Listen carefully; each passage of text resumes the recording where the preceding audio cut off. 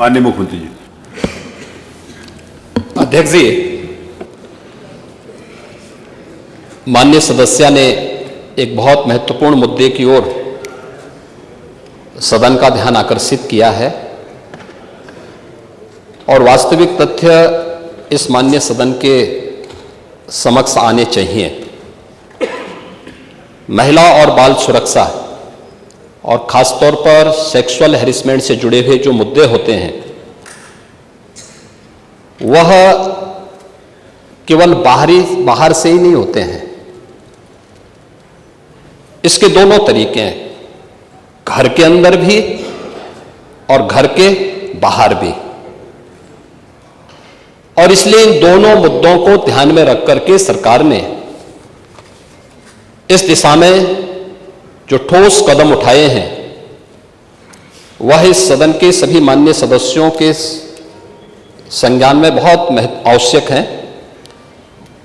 अगर मैं महिला संबंधी अपराध को, जिसमें घरेलू हिंसा से जुड़ी भी जो या सेक्सुअल हैरेसमेंट से जुड़ी भी जो मामले होते हैं, इन सब की तुलना करूं तो सबसे पहले माननीय सदस्य को मैं इस बात के बारे में अवगत करा दूं कि 2016 की तुलना में दहेज जैसी घटना के बारे में देखें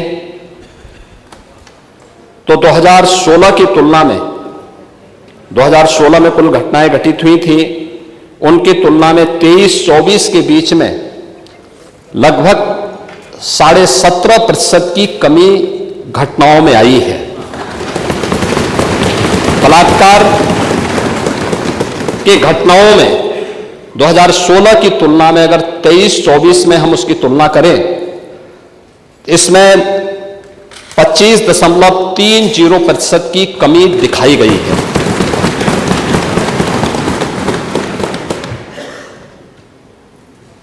लेकिन अगर हम इन सभी बातों को ध्यान में रखें कि 17 से लेकर के 24 के बीच में महिला और बालिग जो नाबालिग बच्चे हैं उनके खिलाफ यौन उत्पीड़न से जुड़े हुए जो मामले हैं, उनमें से प्रदेश सरकार ने अपने प्रोसिक्यूशन विंग को मजबूत करने का परिणाम सामने आया है। 24,402 प्रकरण में अभियुक्तों को अब तक सजा दिलाई जा चुकी है। 17 से लेकर 24 के बीच में पास्को अधिनियम के अंतर्गत 9,875 अभियोगों में सजा दिलाई गई है।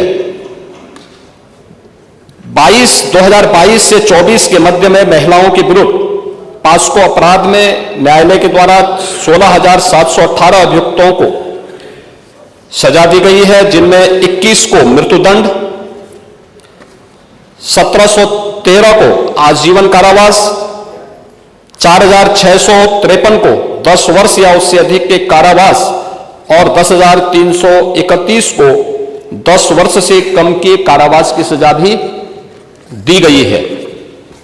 प्रदेश के अंदर अगर हम लोग देखें कि इस दिशा में जो अन्य प्रयास हुए हैं, खासतौर पर भारत सरकार के द्वारा इस प्रकार के मामलों को बहुत ही गंभीरता से लिया जाता है। इसके लिए investigation tracking system for sexual offences के बारे में भारत सरकार ने जो अपना पोर्टल तैयार किया है, इसको हम लोगों ने 2018 में ही, पिछली सरकारें उसके प्रति उतनी संवेदनशील नहीं थी, लेकिन 17 के बाद से हम लोगों ने इस पर काम प्रारंभ किया और अप्रैल 18 में हम लोगों ने इस पोर्टल को एक्टिव करने के साथ ही इस कार्यक्रम को आगे बढ़ाया है। और अगर इसमें हम देखें कि जो प्रॉपर मॉनिटरिंग, फोकस मॉनिटरिंग जो प्रदेश के अंदर हुई है, उसका परिणाम है कि जो पेंडेंसी थी, ये पेंडेंसी एक दिन की नहीं थी, एक वर्ष की नहीं थी, ये वर्षों से पड़ी हुई थी।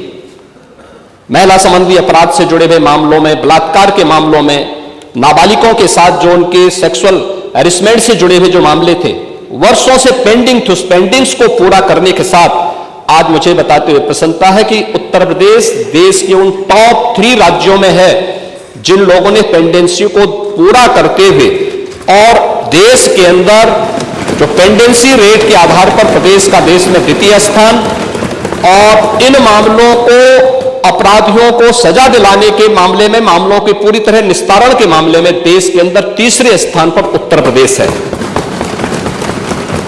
महोदय, ई प्रोसिक्यूशन में उत्तर प्रदेश देश का सबसे बड़ा राज्य है, लेकिन ई प्रोसिक्यूशन प्रणाली को लागू करने वाला राज्य भी है और इसमें देश के अंदर नंबर 1 स्थान पर यूपी का स्थान है। महिला और बाल अपराध संबंधी अभियोगों के निस्तारण में देश में प्रथम स्थान है। लगभग हमारे 98% से अधिक मामलों का निस्तारण करने में उत्तर प्रदेश आज देश का वह पहला स्थान रखता है।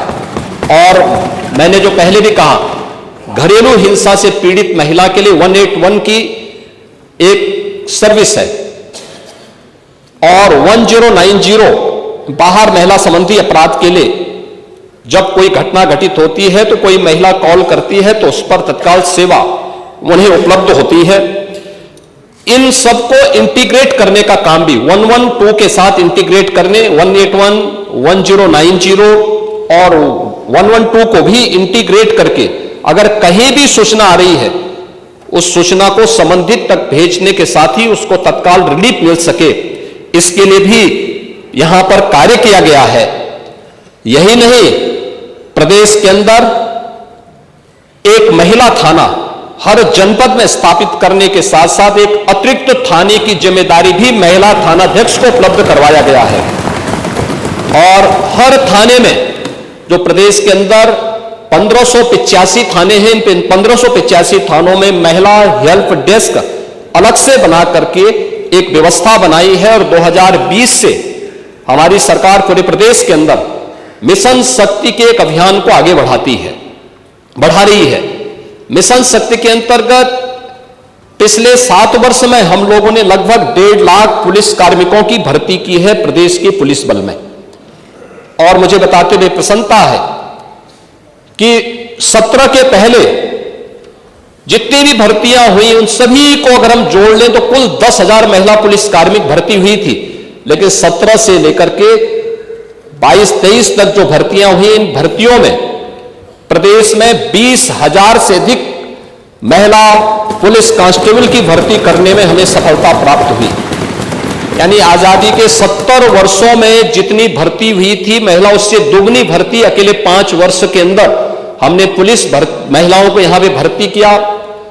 पुलिस की भर्ती में उनकी 20% हॉरिजॉन्टल आरक्षण की व्यवस्था उन्हें प्राप्त हो सके, इसको अनिवार्य रूप से प्रदेश के अंदर लागू किया।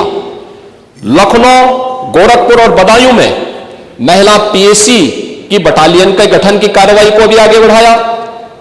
लेकिन जो पुलिस कार्मिक महिलाएं भर्ती हुई थी वे केवल एक कांस्टेबल के रूप में ऑफिस के कार्य को या थाने तक ही अपने को सीमित न रखे, बल्कि महिलाओं की सुरक्षा के साथ साथ शासन की योजनाओं को महिलाओं तक पहुंचाने के लिए उनकी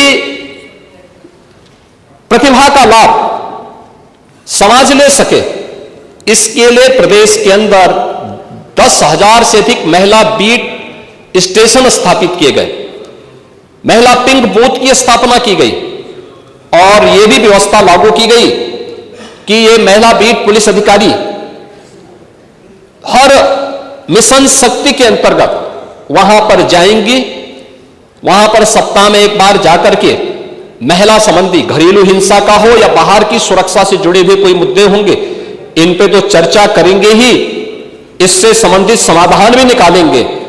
लेकिन इसके अलावा महिलाओं से संबंधित, उनकी सुरक्षा से संबंधित जो भी या उनकी स्किल डेवलपमेंट से संबंधित या उनके स्वावलंबन से संबंधित कौन सी स्कीम केंद्र या राज्य सरकार की है, इनसे भी गांव की महिलाओं को अवगत कराएंगे। और ये मिशन शक्ति का एक कार्यक्रम प्रदेश के अंदर लगातार ये जारी है और इसके बहुत अच्छे परिणाम भी हम सबके सामने देखने को मिले हैं। ये सरकार महिला सुरक्षा के प्रति पूरी तरह गंभीर है और उस गंभीरता का परिणाम ही है कि प्रदेश के अंदर इस सरकार ने आने के बाद सबसे पहले शोधों पर लगाम कसने के लिए जो कार्रवाई की एंटी रोमियो स्क्वाड का गठन, उसका एक उदाहरण है। और मुझे बताते हुए दुख है कि एंटी रोमियो स्क्वाड का जब हमने गठन किया था, सबसे पहले समाजवादी पार्टी ने इसका विरोध किया था, उसने विरोध किया था। और मुझे बोलने में भी कोई संकोच नहीं है कि महिला संबंधी अपराध से जुड़े हुए ज्यादातर मामलों में समाजवादी पार्टी से डायरेक्ट या इनडायरेक्ट जुड़े हुए लोग उसमें इन्वॉल्व पाए जाते हैं। और यही नहीं, महिला संबंधी अपराध में ये उस पीढ़ी का प्रतिनिधित्व करते हैं, ये उस पीढ़ी का प्रतिनिधित्व करते हैं जिस पीढ़ी ने जिसने कहा था कि लड़के हैं गलती कर देते हैं। ये महिला सुरक्षा की बात क्या करेंगे? ये महिला सुरक्षा के लिए तो समाजवादी स्वयं ही एक गंभीर खतरा है। और इसीलिए महिला सुरक्षा के बारे में प्रदेश सरकार पूरी तरह सचेत है, सक्रिय है। हर बेटी को भी, हर व्यापारी को भी सुरक्षा प्रदान करने के लिए पूरी तरह प्रतिबद्ध है। प्रश्न संख्या 2 माननीय मुख्यमंत्री जी, आपने बताया इतने को हमने दंडित कराया, तो क्या पूछा गया था कुल कितने घटनाएं हुई? तो जो दंडित हो जाते हैं कोर्ट से उन्हीं को आप घटना मानते हैं कि जो घटनाएं घटती हैं उनको भी घटना मानते हैं? यह स्पष्ट कर दें कुल कितनी घटनाएं घटित हुई? आपने नेता प्रतिपक्ष, मैं आपका सम्मान करता हूं और आप दो बार इस माननीय सदन के अध्यक्ष के रूप में अपनी सेवाएं दिए हैं और आपने पहला प्रश्न किया है आज यहां पर। पहले तो आपके चयन के लिए मैं आपको बधाई देता हूं। ठीक है, अलग विषय है कि आपने चचा को गच्चा दे ही दिया। चचा बेचारा हमेशा ही ऐसे ही मार खाता है, उनकी नियति ही ऐसी है, क्योंकि भतीजा हमेशा भयभीत रहता है। लेकिन आप इस सदन के एक वरिष्ठतम सदस्यों में से हैं, आपका मैं सम्मान करता हूं। मैंने आपको पहले भी बताया कि 24,000 जो महिला संबंधी अपराध थे प्रदेश के अंदर 2016 में, अगर हम देखेंगे तो बलात्कार की जो घटनाएं घटित हुई थी वह 1838 हुई थी। लेकिन अगर मैं 24 के अंदर की घटना बताता हूं, इनकी संख्या है 1373। और मुझे लगता है ये घटनाएं बताती है 25% से अधिक की कमी इस बारे में बताती है कि अपराधी आबादी तो बढ़ी होगी इस दौरान, और आबादी बढ़ने के क्रम में अपराध कम हो रहा है, नियंत्रित हो रहा है। लेकिन जो मैंने कहा, महिला संबंधी अपराध दोनों प्रकार के होते हैं, घर के अंदर भी होते हैं और घर के बाहर भी होते हैं। दोनों के लिए सरकार ने उस प्रकार की सेवाएं भी उपलब्ध की हैं। घरेलू हिंसा से संबंधित मामलों में 181 की सेवा है।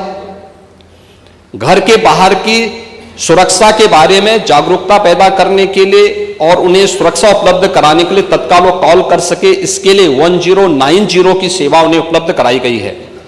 लेकिन साथ साथ क्विक रिस्पांस टीम 112 इन दोनों के साथ इंटीग्रेट करके अगर कहीं भी कोई अपराध होता है, अगर इन तीनों में से किसी को भी कॉल करेंगे तो वहां पर आपको सेवा उपलब्ध होगी इसके बारे में। लेकिन इस पे समय पे चार्जशीट दाखिल करना, डिस्ट्रिक्ट मॉनिटरिंग कमेटी की बैठक के साथ जुडिशरी के साथ बेहतर तालमेल बना करके इस प्रकार के मामलों में समय पे अपराधियों को सजा दिलाने के लिए एक प्रोसिक्यूशन को आगे बढ़ाना और अपराधियों को सजा दिला दी जाए, यह महत्वपूर्ण है। उसी का परिणाम है जो मैंने आपको पहले बताया कि अगर महिला संबंधी जो उनके महिलाओं के विरुद्ध और पास्को संबंधित अपराधों में अब तक हम लोगों ने 16,718 अभियुक्तों को अब तक सजा दिलाई है।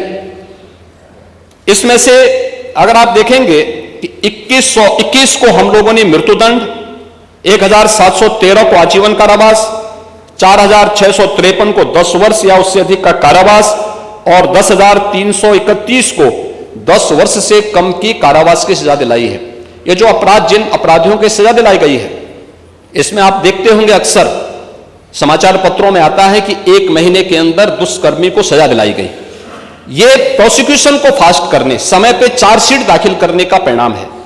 नहीं तो होता क्या है, जब हम लोग इसमें लापरवाही बरतते थे, सरकार संज्ञान नहीं लेती थी, विभाग संज्ञान नहीं लेता था, लोकल स्तर पर संज्ञान नहीं लिया जाता था, अपराध बढ़ते थे और फिर इनको हल्केपन से लेने का दुष्परिणाम क्या होता था कि हर ऐसा अपराधी स्वच्छंद होकर के अपराध भी करता था और फिर समाज उसके बारे में देखते हुए भी उसके खिलाफ कार्रवाई नहीं कर पाता था। लेकिन आज अपराधी के मन में भय है और उस भय का परिणाम आज हम सबके सामने देखने को मिल रहा है कि उत्तर प्रदेश का जो ई प्रोसिक्यूशन पोर्टल है वो देश के अंदर नंबर 1 पर है और उत्तर प्रदेश इस मामले में ऐसे अपराधियों को सजा दिलाने के लिए, महिला संबंधी अपराधियों को, जो भी ऐसे अपराधी हैं उनको सजा दिलाने में उत्तर प्रदेश देश के अग्रणी राज्यों में है।